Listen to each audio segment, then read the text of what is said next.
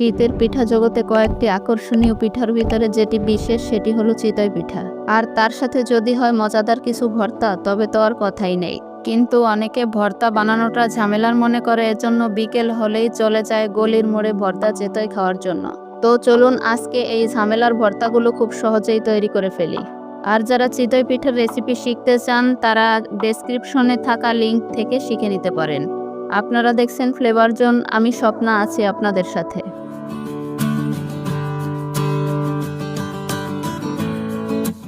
আজকে আমি আপনাদের সাথে শেয়ার করব 4 প্রকার ভর্তা। তো চলুন দেখে নেই আজকের ভর্তা বানাতে আমাদের কি কি উপকরণ লাগবে।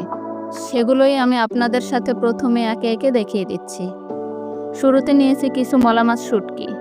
শুটকিগুলো চুলোর আগুন একেবারে লো হিটে রেখে খুব ভালোভাবে মুচমুচে করে ভেজে নিয়েছি। হাত দিয়ে চাপ দিলেই ভেঙে যায় এরকম করে ভেজে নিতে হবে, তবেই শুটকিগুলো পারফেক্টলি গুঁড়ো হবে। এরপরে নিয়েছি কিছু ধনেপাতা। ধনেপাতাগুলো কুচি করে কেটে খুব ভালো করে ধুয়ে পানি ঝরিয়ে নিয়েছি কিছু টাকি মাছ। মাথাগুলো কেটে ফেলে দিয়ে খুব ভালোভাবে ধুয়ে লবণ হলুদ মেখে ভালো করে ভেজে নিয়েছি। এরপরে নিয়েছি কিছু সর্ষে। এখানে আমি নিয়েছি রাই সর্ষে। এই সর্ষেগুলো তেতো লাগে না। সর্ষেগুলো খুব ভালো করে ধুয়ে আগে থেকেই রোদে শুকিয়ে রেখেছিলাম। এবারে চলুন দেখি ভর্তাগুলোতে কি কি মশলা আমরা অ্যাড করব। এখানে আমি কিছু কাঁচা লঙ্কা টেলে নিয়েছি কিছু রসুন। রসুনগুলোর খোসা ছাড়িয়ে সামান্য তেলে ভেজে নিয়েছি কিছু পেঁয়াজ কুচি। অর্ধেকটা পেঁয়াজ ভেজে নিয়েছি, কিছু কাঁচা রেখেছি। নিয়েছি কিছু শুকনো লঙ্কা। লঙ্কাগুলো তেল ছাড়া ভেজে নিয়েছি। আমরা সব উপকরণগুলো দেখে নিয়েছি। এবার চলে যাচ্ছি শিলপাটা নিয়ে ভর্তাগুলো বাটতে। শুরুতেই আমরা বেটে নেব মলা শুটকি। প্রথমে মলা শুটকিগুলো আগে ভালো করে গুঁড়ো করে নিতে হবে।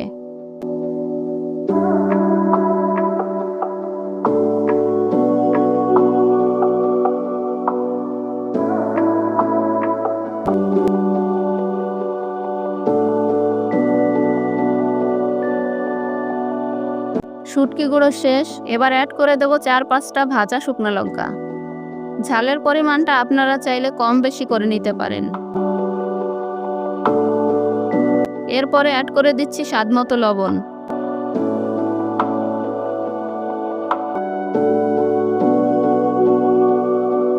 দিয়ে দিচ্ছি 2টি কাঁচা লঙ্কা। মলা শুটকিটা যেহেতু একটু পাউডার মতো, তাই এটাতে বেশি কাঁচা পেঁয়াজ অ্যাড করে দিব।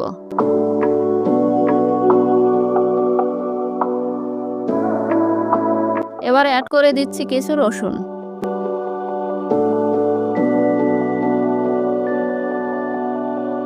এবারে দিয়ে দিচ্ছি অল্প ভাজা পেঁয়াজ। মশলাগুলো সব বাটা শেষ। এবারে গুঁড়ো মাছের সাথে মিশিয়ে আরেকবার বেটে নিতে হবে। তৈরি হয়ে গেল আমার মলা শুটকি ভর্তা। এবারে চলুন ভর্তা করে নেই ধনেপাতাগুলো। শুরুতে ধনেপাতাগুলো আগে বেটে নিতে হবে। এবার অ্যাড করে দিচ্ছি 4-5টা ভাজা শুকনো লঙ্কা। দিয়ে দিচ্ছি কিছু ভাজা পেঁয়াজ। এবারে অ্যাড করে দিচ্ছি কিছু রসুন।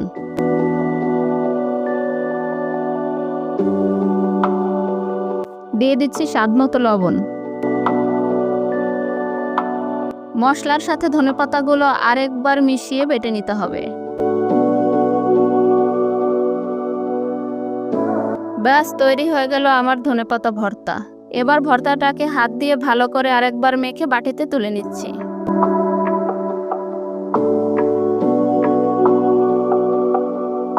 এবার বানাবো টাকি মাছের ভর্তা।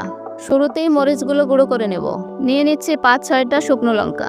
দিয়ে দিচ্ছি 2টো কাঁচা লঙ্কা। দিয়ে দিচ্ছি স্বাদমতো লবণ। লঙ্কাগুলো খুব ভালো করে বেটে দিয়ে দিচ্ছি কিছু রসুন। অ্যাড করে দিচ্ছি কিছুটা ভাজা পেঁয়াজ।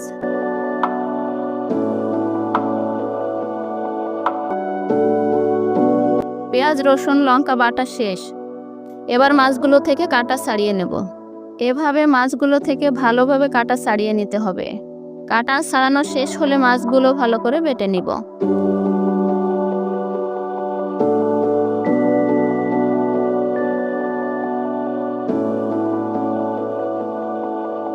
মাছ বাটা হয়ে গেলে সব মশলার সাথে খুব ভালোভাবে মাছগুলো মিশিয়ে আরেকবার ফাইনালি বেটে নিতে হবে।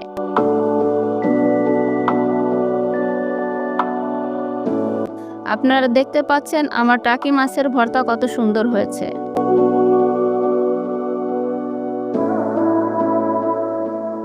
এবার চলে যাচ্ছি সর্ষে ভর্তায়।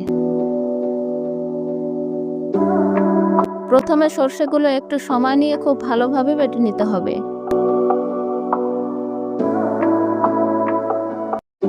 সর্ষে ভর্তায় প্রয়োজনে সর্ষে বাটার সময় হালকা পানি দিয়ে দিতে হবে।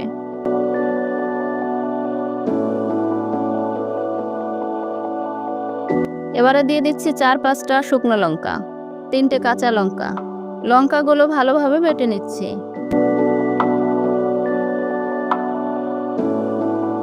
এবারে বেটে নিচ্ছি কিছু রসুন।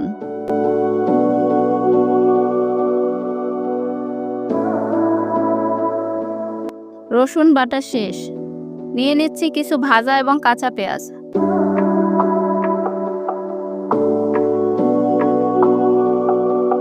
মরিচ পেঁয়াজ ভালো করে বেটে নিয়ে সর্ষের সাথে আরেকবার ভালো করে মিশিয়ে নিতে হবে।